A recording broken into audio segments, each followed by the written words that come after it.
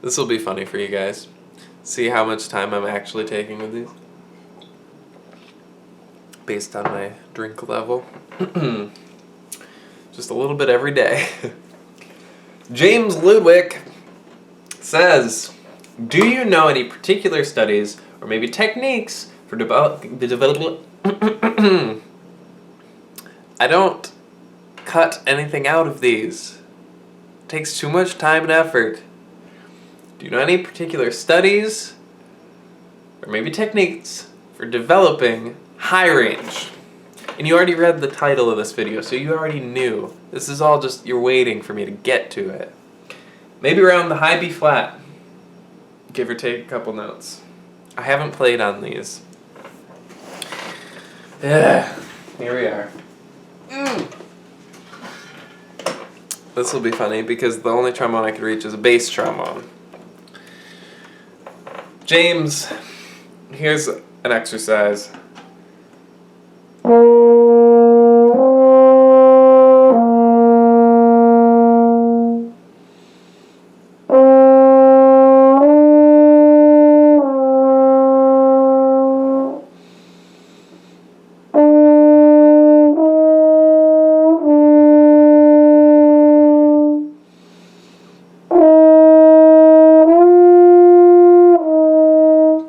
Now, I won't bore you to death with the rest of that exercise, but it's really important that you don't take your lips off with the mouthpiece. Usually it's weird to breathe in through your nose when you're playing.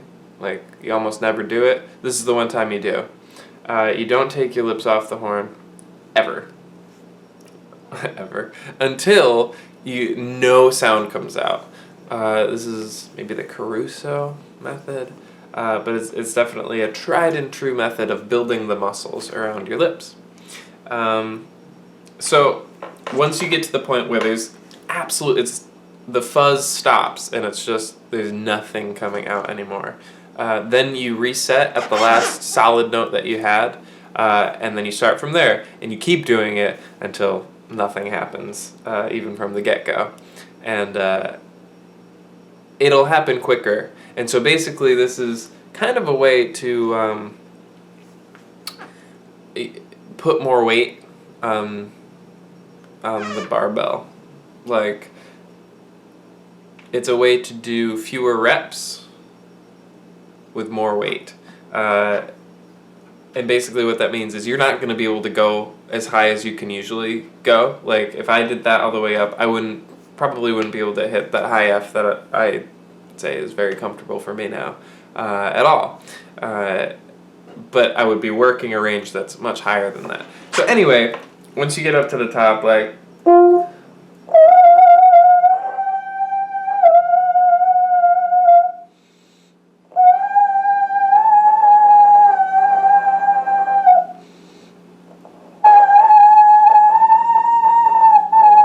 And so you go until like nothing is happening. Again, this is a bass trombone, but sorry.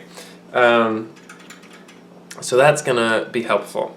That's how I am able to play high. I don't do this every day. I rarely do this now.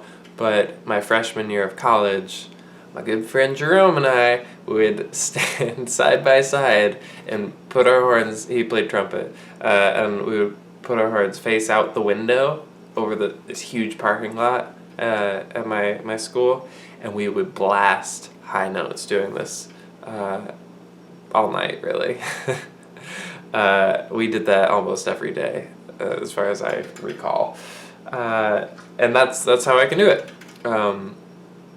If I stopped playing altogether for like a week, I would lose probably a fifth of my range. So the most important thing is to play every day. And just like lifting weights, I mean, if you stop going to the gym for a month, you can't expect to just pick it up where you left off.